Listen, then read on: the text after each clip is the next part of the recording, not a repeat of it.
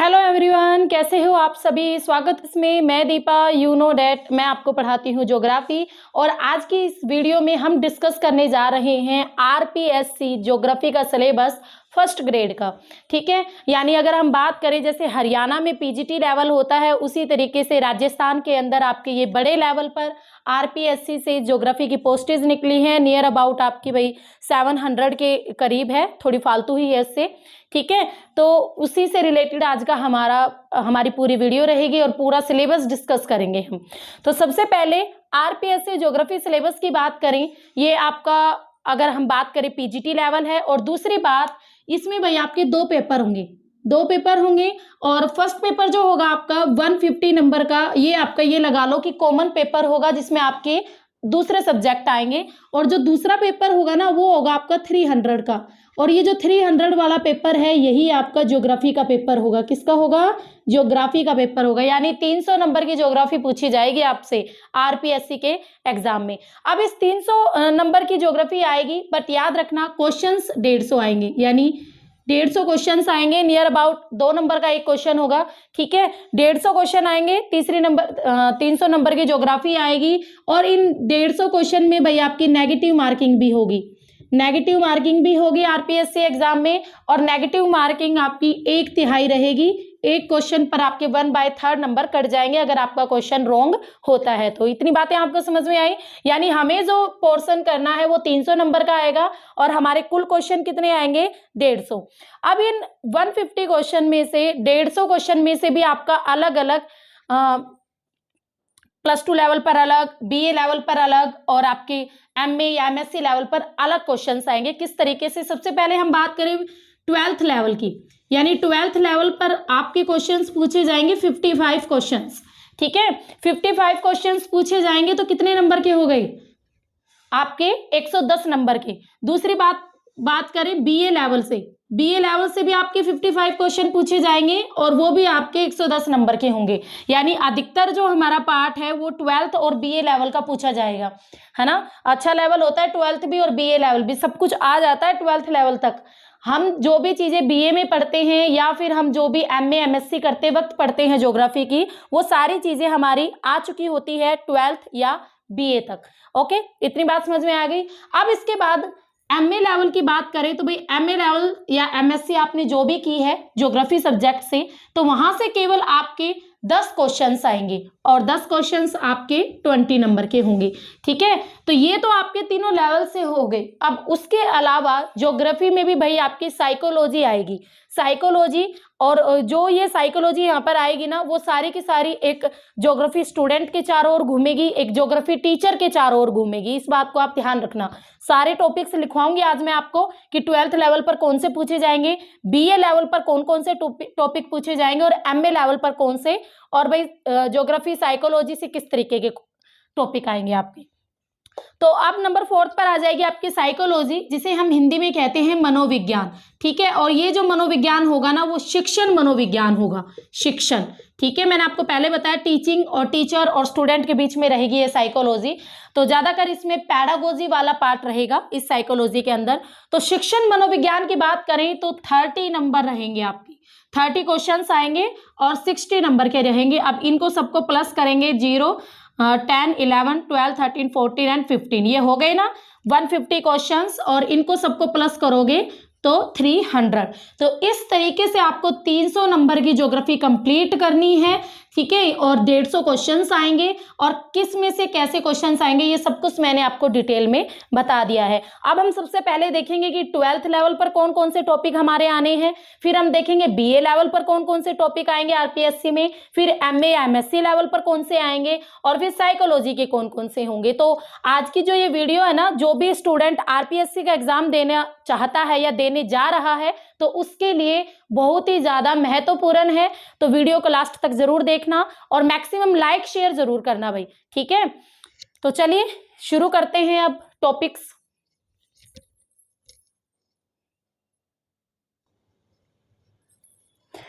तो गाइस, ये जो सारा सिलेबस आप देख रहे हो ना, ये मैंने अभी अभी लिखा है। आप सबका टाइम बच जाए इसलिए मैंने पहले से ही इसको लिख लिया है। अब हम सीधा डिस्कस कर लेंगे। ट्वेल्थ लेवल पर बात करें, आरपीएससी एग्जाम में आपके कौन कौन से टॉपिक आएंगे, तो सबसे पहले देखें तो पृथ्वी की आंतरिक संरचना यानी interior structure of the earth, पृथ्वी के अंदर क्या क्या है, आपकी भूपटि और प्रवार, मेंटल कोड, ये सब कुछ पढ़ेंगे। चट्टानी टॉपिक डिटेल में आएगा, भूकंप, ज्वालामुखी, ये दोनों एक दूसरे से रिलेट करते हैं। और टेक्टोनिक थ्योरी यानी प्लेट टेक्टोनिक थ्योरी कि पूरी पृथ्वी को कितनी प्लेटों में बांटा गया है, कितनी छोटी है, कितनी बड़ी है, कौन सी प्लेट कहाँ पर है। हवा, बहता पानी, ग्लेशियर, इन सबके काम। हवा की बात करें, जो आपकी हवाएं हैं, बहता पानी है, ग्लेशियर है, इन ये जो भी स्ट्रक्चर बनाते हैं, जो भी लैंडफॉर्म बनाते हैं, उन सबको डिटेल से पढ़ेंगे। ठीक है, तो ये इनके द्वारा जो भी लैंडफॉर्म बनाए जाते हैं उन सबको हम अच्छी तरीके से डिटेल में पढ़ेंगे। नेक्स्ट आता है नंबर 2 पर वायुमंडल की संरचना संगठन। वायुमंडल की संरचना संगठन, इसमें आप लेयर्स ऑफ द एटमॉस्फेयर पढ़ोगे, क्षोभ मंडल, समताप मंडल, मध्य मंडल, बाह्य मंडल, ये सारे आयन मंडल, इन सबको डिटेल में स्टडी करोगे। सूर्य ताप, सूर्य ताप को कौन से फैक्टर प्रभावित करते हैं, कितनी कैलोरी प्राप्त होती है, कितनी कैलोरी उष्मा प्राप्त होती है 1 ग्राम में, तो इन सब चीज़ों को यहाँ पर डिटेल में करेंगे। उष्मा बजट कि सूर्य से आने वाली कितना जो उष्मा होती है वो पृथ्वी पर आती है, कितना वायुमंडल अब्जॉर्व कर लेता है, कितनी हमारी पृथ्वी पर आती है, रिफ्लेक्शन कितना होता है, इन सब चीज़ों को यहाँ पर डिटेल में स्टडी करेंगे। नेक्स्ट आता है विश्व के जलवायु प्रदेश, जिसमें कोपेन और थॉर्नवेट महोदय का जो फेमस जलवायु क्लासिफिकेशन है उसको डिटेल से स्टडी करेंगे। नेक्स्ट आता है तीसरा पॉइंट महासागर की विशेषताएं। इसमें आपको सभी महासागर में कौन कौन सी कटक है, कौन कौन से माउंटेन है, कौन कौन से आपकी जो भी महासागर के अंदर चीजें हैं ना, उन सबको डिटेल में स्टडी करना है। खारापन, महासागर का खारापन, कौन सा सागर ज्यादा खारा है, कौन सा कम खारा है, महासागरों में भी यही चीज। ज्वार भाटा क्या होते हैं, कैसे आते हैं, कितने टाइम बाद आते हैं, क्यों आते हैं, इन सब चीजों को यहाँ पर पढ़ा जाएगा। समुद्री धाराएं, आपके प्रशांत महासागर की धाराएं, अंध महासागर की धाराएं और हिंद महासागर की धाराएं, इन तीनों को भी आपको यहाँ पर डिटेल में स्टडी करना होगा।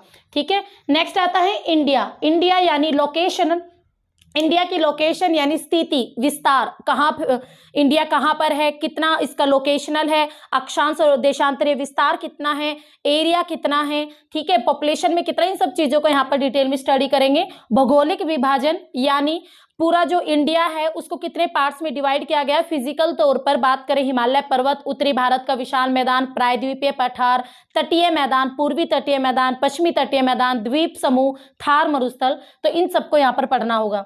नेक्स्ट जलवायु, भारत की जलवायु कैसी है, मानसून क्यों आता है भारत में, कैसे आता है, क्या रीजन है, और मानसून, प्री मानसून क्या होता है, मानसून क्या होता है, पोस्ट मानसून क्या होता है, इन सबको भी यहाँ पर पढ़ेंगे। वनस्पति, भारत में कितने प्रकार की वनस्पति मिलती है, कौन कौन से वन भारत में पाए जाते हैं, झाड़ियां कहाँ मिलती हैं, और ये सब चीजें यहाँ पर पढ़ी जाएंगी। मिट्टी, कि भारत में 8 प्रकार की जो मिट्टी मिलती है, कौन सी मिट्टी अपनी कौन सी विशेषता के लिए फेमस है, और मिट्टी से जैसे फॉर एग्जांपल आपकी काली मिट्टी है, इसका दूसरा नाम रेगड़ मिट्टी, काली मिट्टी कपास के लिए बेस्ट होती है, तो इस तरीके से यहाँ से क्वेश्चंस बनेंगे। नेक्स्ट आता है आपदा प्रबंधन। आपदा प्रबंधन यानी आपको बाढ़, सूखा और भूस्खलन, बाढ़ यानी फ्लड, आप सबको पता है बाढ़ प्रभावित एरिया कौन से हैं, भारत में कहाँ कहाँ पर ज़्यादा बाढ़ आती है और क्यों आती है, और क्या क्या रीज़न है, कौन कौन से फैक्टर्स हैं।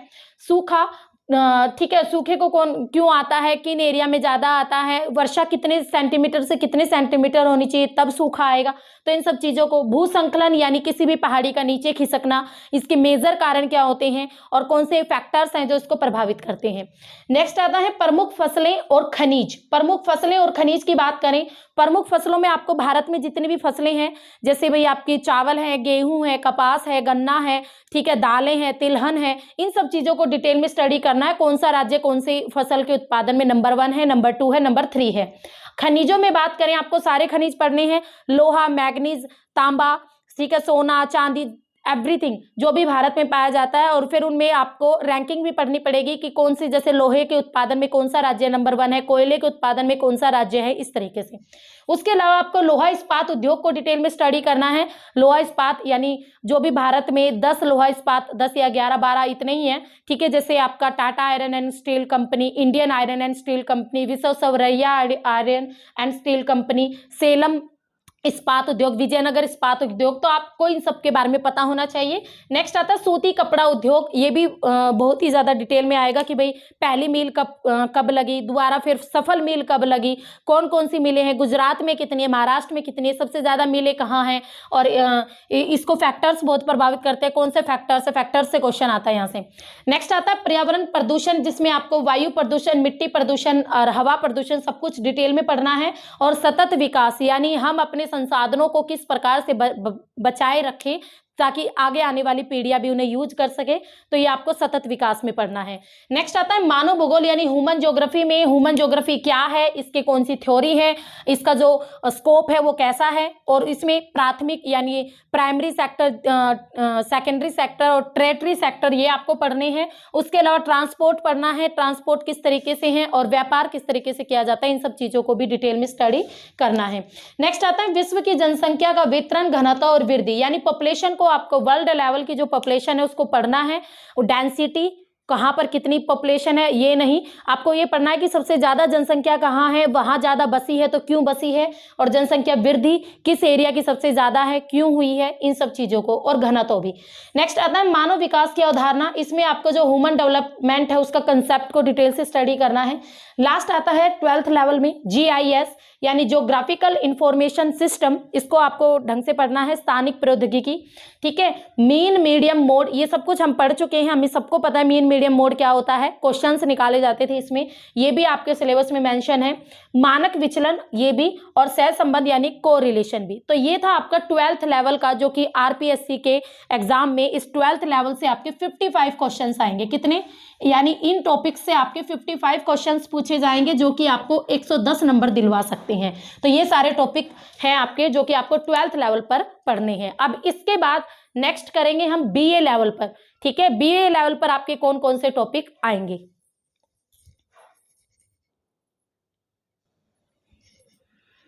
अब इसके बाद ये आता है हमारा BA लेवल पर। BA लेवल पर RPSC में आपके कौन कौन से टॉपिक पूछे जाएंगे, और ध्यान रखना BA लेवल पर भी आपके जो क्वेश्चंस आएंगे वो 55 क्वेश्चंस ही आएंगे, जिनकी कुल कितने नंबर के होंगे, 110 नंबर के होंगे, तो इंपॉर्टेंट है ये।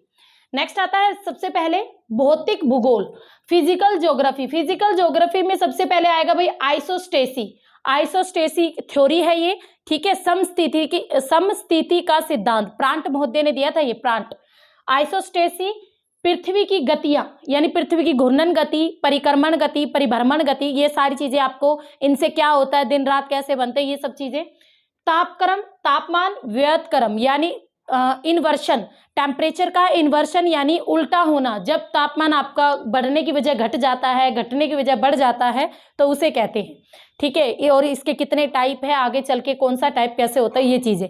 नेक्स्ट आता है दबाव, दबाव यानी प्रेशर, दबाव, और आपकी बेल्ट, जो भी आपकी पवनों से रिलेटेड जो भी आपकी गतियां हैं, पवनों की जो भी बेल्ट है, जैसे व्यापारिक पवने, आपकी पछुआ पवने और ध्रुवीय पवने, उन सब चीजों को यहाँ पर डिटेल में स्टडी करना है इन तीनों में, ठीक है। तो ये था भौतिक भूगोल से टॉपिक। नेक्स्ट आता है विश्व की जलवायु का वर्गीकरण, ये आपका +2 लेवल पर भी है और आपका BA लेवल पर भी है, तो आपको किस लेवल पर करना है, BA लेवल वाला। विश्व की जलवायु का वर्गीकरण, इसमें कोपेन और थॉर्नवेट महोदय ने जो पूरे विश्व की जलवायु को ABCD जिनमें भी बांटा, आपको सारे टाइप पता होनी चाहिए, BS क्या है, BH क्या है, BW क्या है, ये सब कुछ आपको पता होना चाहिए।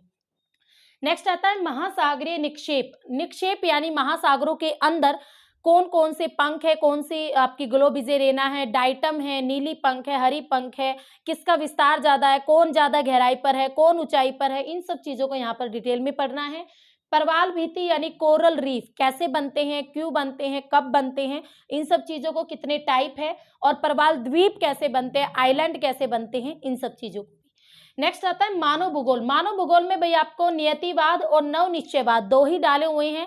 नियतिवाद डेटर्मिनिज्म और नवनिश्चयवाद नियो डेटर्मिनिज्म, इन दोनों को आपको डिटेल से स्टडी करना है। प्रवासन के प्रकार यानी आपको जो माइग्रेशन है, टाइप ऑफ माइग्रेशन डाले गए हैं टॉपिक्स में, और विश्व में जातियों का वितरण, या विश्व में कौन कौन सी आपकी जातियां दी, जैसे काकेशियन, मंगलोयड, ठीक है, निग्रोयन जातियां, तो इन सब जातियों को आपको वर्ल्ड लेवल पर स्टडी करना है। नेक्स्ट आता है आर्थिक भूगोल। आर्थिक भूगोल में हमें प्राकृतिक संसाधन जो भी है हमारे वो और उनका वितरण, ये सब कुछ पढ़ना है, ठीक है। जितने भी प्राकृतिक संसाधन है, कहाँ पर है, कैसे हैं, वन है, तो सब कुछ। विश्व के जो कृषि प्रदेश यानी वर्ल्ड में कहाँ पर कौन सी एग्रीकल्चर होती है, वो सब चीजें भी पढ़नी है। जैसे फॉर एग्जांपल भूमध्य सागरीय क्षेत्र में आपकी बागवानी प्रकार की एग्रीकल्चर ज्यादा होती है, खट्टे फलों की एग्रीकल्चर वहां पर ज्यादा होती है। दुनिया के औद्योगिक प्रदेश, दुनिया के औद्योगिक प्रदेश यानी जैसे फॉर एग्जांपल आपका जो यामा वाला औद्योगिक प्रदेश है वो जापान में है, चाइना में बीजिंग वाला औद्योगिक प्रदेश है। तो इन सब चीजें जो मेन है ना, एक कंट्री में एक ही है और वो भी मेन कंट्रीज की स्टडी करनी है, तो वो सारी चीजें यहाँ पर आ जाएंगी। नेक्स्ट आता है थॉट ज्योग्राफी यानी वैचारिक आएगा भाई, वैज्ञानिक लिखा गया, वैचारिक, वैचारिक ज्योग्राफी यानी आपकी थॉट ज्योग्राफी है। थॉट ज्योग्राफी की डेफिनेशन, एरिया, प्रकृति, इनसे तो कुछ खास क्वेश्चन बनेंगे नहीं, क्वेश्चंस बनेंगे इनसे और इनसे। आपको ग्रीक जो भी भूगोलवेता थे जो कि ग्रीक से रिलेटेड थे और रोमन भूगोलवेता, ठीक है, इन सबको डिटेल से स्टडी करना है। और जो भी ज्योग्राफर थे ना इनके, उनने कौन कौन सी बुक लिखी और उनके द्वारा दिए गए सिद्धांत और उन सिद्धांतों में क्या चीज अच्छी थी, वो सब चीजें आपको डिटेल में स्टडी करनी है। नेक्स्ट आता है हम्बोल्ट महोदय, डिटेल में पढ़ना है और इसकी सारी बुक्स, रीटर, रेडजेल, हार्टसन, हंटिंगटन, ब्लाचे और कार्ले शोर, इन सब ज्योग्राफर्स को हमें डिटेल से स्टडी करना है और इनकी जो बुक्स है, इनकी जो रचनाएं हैं वो भी हमें डिटेल से पता होनी चाहिए। और उसके बाद बीए लेवल पर लास्ट रह जाता है आपका राजस्थान की ज्योग्राफी, जिसमें राजस्थान की लोकेशन आएगी, राजस्थान की जलवायु, राजस्थान की मिट्टी, ठीक है, वनस्पति, इन सब चीजों को डाला गया है। तो ये था आपका बीए लेवल का। अब आपके लिए एक छोटी सी इंफॉर्मेशन है मेरे पास, अगर कोई स्टूडेंट आरपीएससी का एग्जाम दे रहा है और अच्छी तैयारी करना चाहता है ना, ठीक है, तो इन सारे टॉपिक्स को, ये सारे टॉपिक्स आपके अवेलेबल है अब अचीवर्स एकेडमी ऐप पर, ठीक है, अचीवर्स एकेडमी ऐप पर। आप इस ऐप को डाउनलोड कीजिए और वहां पर जाकर आपको ये सारे के सारे टॉपिक्स, ठीक है, आप +2 लेवल की, बीए लेवल के और अभी आगे जो लिखवाऊंगी आपके पीजीटी लेवल की, सारा का सारा कोर्स अवेलेबल है वहां पर, पेड कोर्स, तो वहां पर जाकर आप अपनी अच्छी तैयारी कर सकते हो। और इसके साथ साथ guys, study with Deepa Saini, ये मेरे चैनल का नाम है, इस चैनल पर भी आपको बहुत सारे टॉपिक मिलेंगे जो आपकी आगे चलकर हेल्प करेंगे, ठीक है। इन ज्योग्राफी के काफ़ी कंटेंट मैंने वहाँ पर करवाया हुआ है, तो ये ज्योग्राफी का चैनल है स्टडी विद दीपा सैनी, तो यहाँ पर जाकर आप अच्छी तरीके से कई चीज़ें पा सकते हो, पढ़ सकते हो, ठीक है। तो भाई जिसे तैयारी करनी है तो वो कोर्स भी ले सकता है। अगर कंटेंट आपको नहीं मिलता, यहाँ पर आपको सारा कंटेंट एक ही कोर्स में इकट्ठा मिल जाएगा, आपको इधर उधर भटकना नहीं पड़ेगा, क्योंकि आप देख रहे हो अलग अलग टाइप का, कहीं से कुछ उठाया, कहीं से कुछ उठाया, तो ये सारी चीज़ें आपको एक ही जगह मिल जाएंगी अचीवर्स एकेडमी ऐप पर।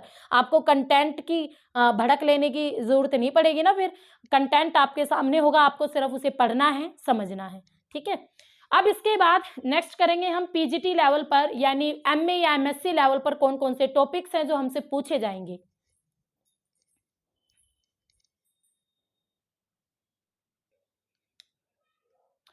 हाँ जी, अब आगे देखते हैं, ये है हमारा एमए और एमएससी लेवल का, यानी एमए और एमएससी लेवल पर जो भी आपने पोस्ट ग्रेजुएट हुए थे आप तब, ठीक है, पीजीटी लेवल जिसे कहते हैं हम, तो उस लेवल पर आपके कुल 10 क्वेश्चंस आएंगे जो कि 20 मार्क्स के होंगे और इन 10 क्वेश्चंस के ये है आपके सारे टॉपिक। तो सबसे पहले देखते हैं थॉट ज्योग्राफी से।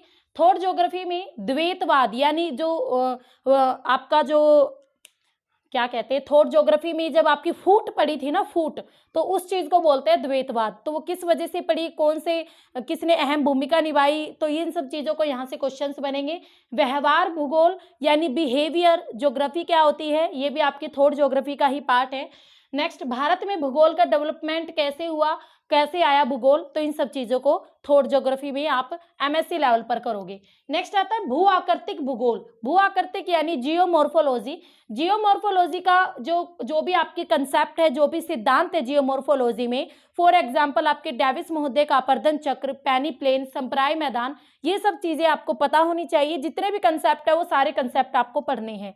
उसके अलावा ढलान विकास यानी जो ढाल होते हैं, जो स्लोप होते हैं, उनका डेवलपमेंट कैसे हुआ और कैसे कितने से कितने डिग्री तक कौन सा स्लोप होता है, इन सब चीज़ों को, और भू आकृति मानचित्र का डेवलपमेंट और उसके मिसयूज भी आपको पढ़ने हैं, और साथ ही साथ इन्वायरमेंट को भी कंप्लीट पढ़ना है। तो ये था जियोमॉर्फोलॉजी। नेक्स्ट आता है आर्थिक भूगोल। आर्थिक भूगोल यानी इकोनॉमिक ज्योग्राफी। इसमें आपकी थ्योरीज आती हैं। सबसे पहले आपको जो थ्योरी पढ़नी वो है वेबर का न्यूनतम लागत सिद्धांत, जो कि फेमस थ्योरी है कि एक उद्योग को बसाने के लिए आप कम से कम पैसा खर्च करके अपनी इंडस्ट्री को कैसे बसा सको, ये था भाई इसकी थ्योरी में।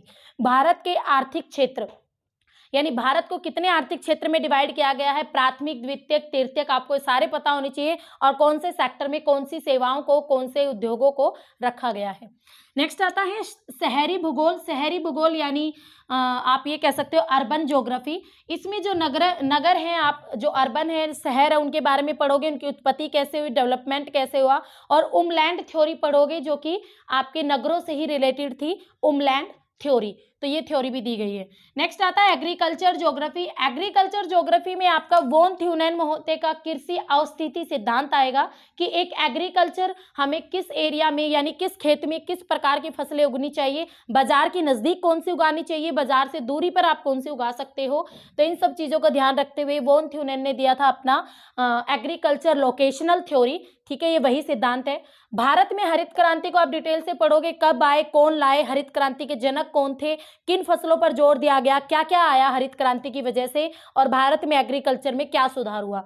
नेक्स्ट आता है कृषि वानिकी यानी जो एग्रीकल्चर है वो भारत में किस एरिया में किस प्रकार की एग्रीकल्चर होती है, उन सब चीज़ों को, उसका महत्व, उसका डेवलपमेंट। नेक्स्ट आता है जनसंख्या भूगोल यानी पॉपुलेशन ज्योग्राफी। और पॉपुलेशन ज्योग्राफी में आपको माल्थस महोदय का जो फेमस आपका जनसंख्या सिद्धांत है ना, माल्थस महोदय ने बताया था कि पॉपुलेशन और रिसोर्सेज इन दोनों में संबंध होता है। ठीक है, तो जनसंख्या दुगनी बढ़ती है, आपके जो संसाधन है वो दुगनी गति से बढ़ते हैं, तो जनसंख्या 4 गुना से बढ़ती है। तो ये इसका माल्थस महोदय का था पॉपुलेशन थ्योरी, जो कि काफ़ी फेमस थी, बहुत एग्जाम्स में आती हैं। और उसके बाद आपको पढ़ना है भारत की पॉपुलेशन, भारत की जनसंख्या नीति, आपको 1800 से लेकर और आज तक की पॉपुलेशन किस दर से बढ़ रही है, 1900 से 1921 के बीच क्या हुआ, 1921 से 51 के बीच क्या हुआ, 51 से 71 के बीच क्या हुआ, 71 से 2001 के बीच कितनी बढ़ी, फिर 2001 से 2021 तक कितनी बढ़ी। तो इन सब चीज़ों को यहाँ पर डिटेल में स्टडी करना है भारत की पॉपुलेशन पॉलिसी में। नेक्स्ट आता है और लास्ट है आपके राजनीतिक भूगोल। राजनीतिक भूगोल का डेवलपमेंट यानी पॉलिटिकल ज्योग्राफी है, वो कैसे उभर के आई, कौन कौन जो वैज्ञानिक है उसको आगे लाए, तो इन सब चीज़ों को यहाँ पढ़ना है। पॉलिटिकल वर्ड जो ज्योग्राफी शब्द किसने दिया, किसने यूज किया, किसने बुक लिखी, तो ये सारी चीज़ें आपको यहाँ पर पढ़नी है। मैकेंडर की अवधारणा, मैकेंडर महोदय की फेमस थ्योरी थी पॉलिटिकल ज्योग्राफी से रिलेटेड, रिमलैंड थ्योरी थी, एक हृदय स्थल सिद्धांत था मैकेंडर महोदय का, उसको आपको डिटेल में पढ़ना है। बफर जोन पढ़ने हैं, सीमाएं पढ़नी है कि पॉलिटिकल ज्योग्राफी में सीमाएं क्या होती है, किस से किस एरिया तक होती हैं, फ्रंटियर क्या होता है, सीमांत क्या होता है, एकीकृत राजनीतिक भूगोल का जो एकीकृत क्षेत्र है वो क्या है, उसमें जो सिद्धांत आते हैं BS जोन्स के, तो वो भी चीज़ हमें पढ़नी है। तो ये थी भाई MSc लेवल का आपका, जो कि 10 क्वेश्चन आएंगे, 20 मार्क्स का रहेगा ये वाला पोर्शन। ठीक है, तो ये थी आपकी 3 ब्रांचेस जो कि 12th लेवल पर हमने, BA लेवल पर और आपके MA या MSc लेवल पर आपके कौन कौन से टॉपिक आएंगे और कहाँ से क्वेश्चंस बनेंगे। अभी एक चीज़ और बता दूं, मैं इस वीडियो का सेकंड पार्ट भी बनाऊंगी, उसे भी आप जरूर देखना। और सेकंड पार्ट में मैं आपको क्या बताऊंगी, ये जितने भी टॉपिक आपको ऐसे दे दिए ना घचमच, मैं बताऊंगी कि जियोमॉर्फोलॉजी में भाई आपके ये टॉपिक आएंगे, क्लाइमेटोलॉजी से ये टॉपिक आएंगे, आपके पॉपुलेशन ज्योग्राफी से ये टॉपिक आएंगे, थॉट ज्योग्राफी से ये क्वेश्चन आएंगे, ये टॉपिक्स आएंगे। यानी मैं आपको ब्रांचेस के तहत बता दूंगी कि इस ब्रांच में ये टॉपिक, ताकि आप अगर अपनी किसी बुक में ढूंढो तो आपको वो सारे टॉपिक्स मिल जाए। तो उस सेकंड पार्ट को जरूर देखना, बहुत ही महत्वपूर्ण रहेगा वो RPSC स्टूडेंट्स के लिए। तो ठीक है, इसी वीडियो के सेकंड पार्ट में मैं आपको ब्रांच के अंतर्गत सारे टॉपिक्स बता दूंगी, आपके लिए ईजी हो जाएगा सिलेबस कवर करना। और जो बच्चे अच्छी तरीके से तैयारी करना चाहते हैं तो वो अचीवर्स एकेडमी ऐप ज्वाइन कर ही सकते हैं। तो टाइम वेस्ट ना करें, जितना टाइम वेस्ट आप करोगे उतना ही टाइम आपके हाथों से निकल जाएगा, और एक टाइम ऐसा होगा कि आप सोचते रह जाओगे काश मैं कोर्स ले लेता, काश मेरा सारा टॉपिक कंप्लीट हो जाते और काश मैं अपना एग्जाम क्रैक कर जाता। ठीक है, तो इस काश को खत्म कर दो, वर्क करना शुरू कर दो। अब आता है नेक्स्ट शिक्षण मनोविज्ञान।